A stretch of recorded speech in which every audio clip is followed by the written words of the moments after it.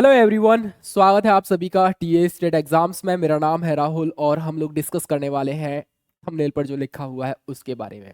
मैं एक चीज़ पहले क्लियर कर देता हूं भाई, जिनकी टाइपिंग ऑलरेडी 35 वर्ड पर मिनट, 40 वर्ड पर मिनट या इससे ज़्यादा आ रही है तो ये सेशन उनके लिए नहीं है।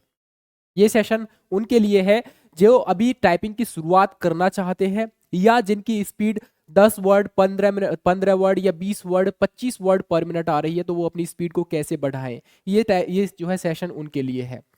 खासकर ये सेशन हमारे उन सभी साथियों के लिए है, फ्रेशर्स के लिए, जो फ्रेशर्स हैं अपनी टाइपिंग स्टार्ट करना चाहते हैं। यहाँ पर हम हर पॉइंट को डिस्कस करेंगे जिससे कि आप लोग विद एक्यूरेसी के साथ अपनी कह सकते हैं टाइपिंग की शुरुआत कर सके बढ़िया एकदम, और बढ़िया से आप जो है अपनी स्पीड को मेंटेन करके रख सके, इसको स्पीड को इंक्रीज भी कर सके। पहली बार आए हो चैनल पर तो ज़रूर सब्सक्राइब कर लेना। इसी तरह की अपडेट्स हम आपको, नॉलेजेबल वीडियो हम आपको जो है प्रोवाइड कराते रहते हैं।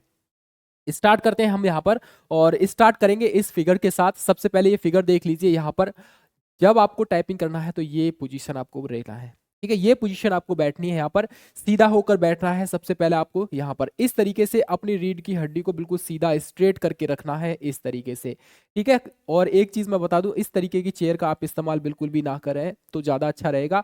आप एक काम कीजिए, स्टूल लीजिए, स्टूल पर बैठ जाइए आराम से, ठीक है। आराम से स्टूल पर बैठकर आप अपनी टाइपिंग को कर पाओगे। इस तरीके से आप स्टूल लेंगे तो इस कंफर्टेबल चेयर का यूज ना करेंगे, ठीक है। अगला पॉइंट रहेगा हमारा यहाँ पर हाथ। ये जो आपका हाथ है यहाँ पर, इसको फोल्ड करेंगे कोहनी से इस तरफ, इस तरीके से फोल्ड करेंगे, और ये जो एंगल है 90 डिग्री का होना चाहिए ऑलमोस्ट, ठीक है। इस तरीके से ये 90 डिग्री के कोण पर आपकी कोहनी फोल्ड होनी चाहिए। दूसरा पॉइंट ये रहेगा, आपकी टेबल की जो हाइट है और आपकी जो कोहनी की हाइट है यहाँ पर, यहाँ तक, ठीक है, इसके बिल्कुल पैरेलल होनी चाहिए, इक्वल होनी चाहिए यहाँ पर, ये जो टेबल की हाइट है। और इस तरीके से आप अब जो है एक बेहतरीन तरीके से पोजीशन में बैठ पाएंगे। और सबसे ज़्यादा इंपॉर्टेंट चीज़ ये रहेगा यहाँ पर कि भैया आपकी बॉडी को रिलैक्स मोड में बिल्कुल भी नहीं रखना है। मतलब ये है, आपको कंफर्टेबल चेयर का यूज़ नहीं करना है और आपकी बॉडी को बिल्कुल भी कंफर्ट फील नहीं कराना है वाइल टाइपिंग। लेकिन एक चीज़ याद रखना, अपने हाथों को फ्री रखना है, बिल्कुल लूज रखना है। हाथों को टाइट नहीं करना है जब आप जो है टाइपिंग कर रहे हो, और ना ही हाथों पर प्रेशर डालना है। अभी बात करेंगे सारे पॉइंट्स के बारे में। हाथों पर ज़्यादा प्रेशर ना डालें।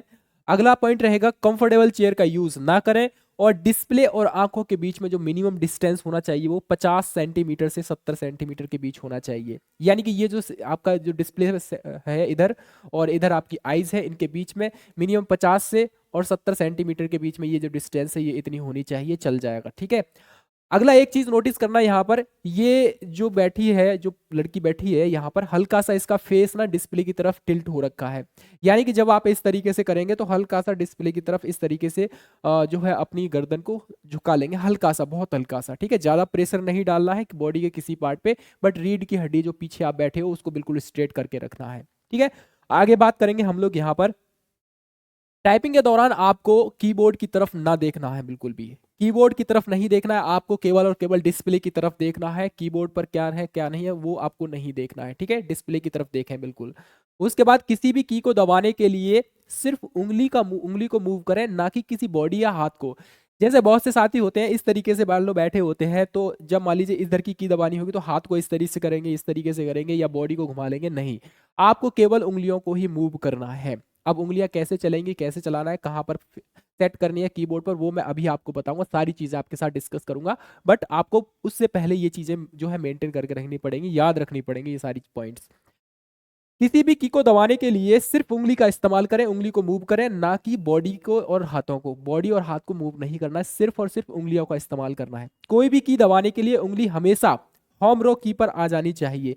मतलब क्या है, यहाँ पर ये वाला फिगर देखिए, और ये वाले फिगर में आपको एक चीज नोटिस करनी पड़ेगी, देखनी पड़ेगी। यहाँ पर देखो भाई, ये जो बीच वाली रो है ये आपकी होम रो की हो जाएगी, ठीक है। होम रो की हो जाएंगी, ये जो है आपकी बीच वाली की। अब देखोगे यहाँ पर इस तरीके से आप अपने आप को सेट करना, अपने हाथों को सेट करना है कि आपकी जो तर्जनी उंगली है, यानी जो छोटी वाली करनी उंगली जिसको बोलते हैं, वो ए पर आ जाए, एस पर आनी चाहिए आपकी उसके बराबर वाली, फिर डी पर आनी चाहिए इस तरीके से, और एफ पर आनी चाहिए इस तरीके से। दो कीज को, दो स्ट्रोक को आप यहाँ पर खाली छोड़ दोगे, फिर उसके बाद यहाँ पर रखोगे अपनी जो है दाहिने हाथ की उंगली जे पर, फिर के पर, फिर एल पर, और यहाँ पर इस तरीके से कॉमा और सेमी कोलन पर रखेंगे यहाँ पर, ठीक है। तो ये एग्जैक्ट ये पोजीशन आपकी होनी चाहिए। अब मान लीजिए यहाँ पर आपने जो ए वाली बिंदी है, सॉरी ए वाली जो उंगली है, यहाँ पर ए से ही आपको क्यू दबाना है, इस तरीके से मान लीजिए, तो ए से ही आपको क्यू दबाना है।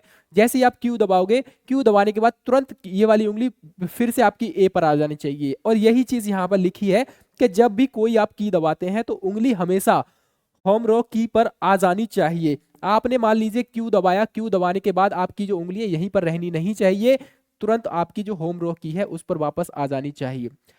अब यहाँ पर कलर से आप एक चीज मेंशन कर पाओगे कि भाई आपकी जो तर्जनी उंगली है, ये वाली छोटी वाली जो उंगली है, इससे क्यू को दबाना है और ए को दबाना है, इसके बाद शिफ्ट को दबाना है, यानी जितना भी ये पर्पल कलर बन रहा है उससे सिर्फ और ये जो इस वाली उंगली से ही इसको दबाना पड़ेगा आपको, ठीक है। अगला पॉइंट रहेगा यहाँ पर एस। एस जिस उंगली से दब रहा है यहाँ पर, उसी उंगली से आपको डब्ल्यू दबाना है, फिर दो भी दबाना है। यहाँ पर शिफ्ट का इस्तेमाल हमेशा इस उंगली के साथ ही करना है, आपको शिफ्ट का यूज करना है। यानी कि जब आप कैपिटल बड़ा कोई वर्ड है, कोई शब्द है, अक्षर है, उसको बड़ा लिखोगे तो उसका इस्तेमाल करोगे कैप्स लॉक का, ठीक है। यहाँ पर शिफ्ट का इस्तेमाल करोगे, सॉरी। और सारे ही शब्द अगर बड़े लिखने हैं तो बार बार आपको शिफ्ट दबाने की जरूरत नहीं है, फिर कैप्स लॉक का यूज करोगे यहाँ पर। उसी तरीके से अगर आपको मान लीजिए बीच वाली उंगली जो है डी दबा रहे हो, डी इस बीच वाली उंगली से ही इसको दबाना है, यानी कि जो येलो कलर वाली जो है आपकी, वो बीच वाली उंगली से ही की दबेगी। और इस तरीके से डार्क येलो एस वाली उंगली से दबाएंगी, और ये जो वायलेट कलर आपका पर्पल कलर है वो ए वाली से। उसी तरीके से आप यहाँ देखोगे एफ को आपको इस उंगली से दबाना है, तो इसके बराबर वाली उंगली से ही आपको बराबर वाली की को ही इसी उंगली से दबाना पड़ेगा। अंगूठे को हमेशा इस्तेमाल करना है आपको स्पेस देने के लिए, इससे स्पेस देने के लिए आपको इस्तेमाल करना है यहाँ पर अंगूठे का। तो ये पोजीशन आपकी होनी चाहिए यहाँ पर। और सबसे पहले आपको इस्तेमाल करना है क्या, जैसे आप मान लीजिए फ्रेशर है, तो फ्रेशर के लिए सबसे पहले रहता है होम रॉक की का जो है आपको प्रैक्टिस करनी पड़ेगी।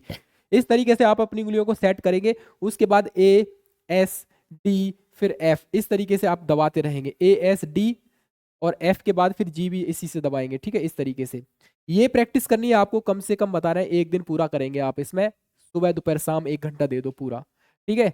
1 डेढ़ घंटे आप टाइपिंग करेंगे, उससे ये होगा कि आपकी उंगलियों पर ये की याद हो जाएगी कि कौन सी की जो है उंगली से दबानी है और कौन सी उंगली से दबानी है, ठीक है। उसी तरीके से आप लोग इस तरीके से करोगे, राइट हैंड वाली उंगली से, इससे एल के जे एच, इस तरीके से आप लोगों को करना क्या है, एक तरफ इस तरीके से जाएंगे यूं करके, यानी A S D G H, उसके बाद A S D F G, ठीक है, एफ जी एच, इस तरीके से आई और जे के एल, इस तरीके से आप इस तरीके से जाओगे, फिर इस तरीके से आओगे, फिर यहाँ से इस तरफ आधे इधर इधर करोगे, आधे इधर करोगे, कुल मिलाकर आपको हर तरीके से हर एंगल से आपको ये की रो दबानी है। उसके बाद आप क्या करोगे, फिर ऊपर शिफ्ट करोगे, फिर नीचे वाली शिफ्ट करोगे, यानी कम से कम 4 से 5 दिन आपको इसी में देना है, टाइम लगाना है। टाइपिंग मास्टर सॉफ्टवेयर होगा आपके पास, उसको जो है डाउनलोड कर लीजिए अपने सिस्टम में, वहाँ पर आप प्रैक्टिस करेंगे। इस तरीके से आपको मेन जो आपका रो रहेगा, की रहेगी आपकी, वो इस तरीके से रहेगी। आप चाहे किसी भी बटन को दबा दो दुनिया भर में, इसमें जो जितने भी बटन हैं, लेकिन आपकी उंगली, जैसे मान लीजिए इस उंगली से आप इसको दबा रहे हो, इसको दबा रहे हो, तो यहाँ पर दबाने के बाद तुरंत वापस इसी एंगल पे इसी उस पर आ जानी चाहिए, यहीं पर, ठीक है। तो ये होम रो की पर आ जानी चाहिए वापस। आगे बात करेंगे हम लोग यहाँ पर। शुरुआत में आप लोगों को करना क्या है, स्पीड पर ज्यादा फोकस नहीं करना है, सबसे मेन चीज ये रहेगी, ठीक है। आप ये सोच रहे हो कि मैं स्पीड बढ़ा लूंगा, स्टार्टिंग में बिल्कुल भी कोशिश मत करना, स्पीड पर फोकस बिल्कुल भी नहीं देना है। सबसे पहला काम करना है आपको क्या, कि आपको उंगलियों पर आपका कीबोर्ड याद होना चाहिए, माइंड में आपका कीबोर्ड याद होना चाहिए कि मुझे कौन सी उंगली से की दबानी है। आपको याद रखने की जरूरत नहीं है, मैं मुझे खुद ही जो अगर माइंड में याद रखा जाए तो मुझे माइंड में खुद याद नहीं है, लेकिन मुझे उंगलियों पर की याद है, मैं सीधा डिस्प्ले पर देखता हूं, और यही वजह है कि मेरी जो है एक्यूरेसी भी ठीक आती है। और मैंने बहुत सारे एग्जाम्स में जो है टाइपिंग क्वालिफाई भी किया है, ठीक है। बीएसएफ एचसीएम में भी क्वालिफाई किया, सीआरपीएफ में भी किया मैंने, आपका सीआरपीएफ में 23 वाली भर्ती में किया था, ठीक है। उस तरीके से और भी बहुत सारी वैकेंसी, मतलब 4 से 5 वैकेंसी मैंने उसको क्वालिफाई भी किया है, ठीक है।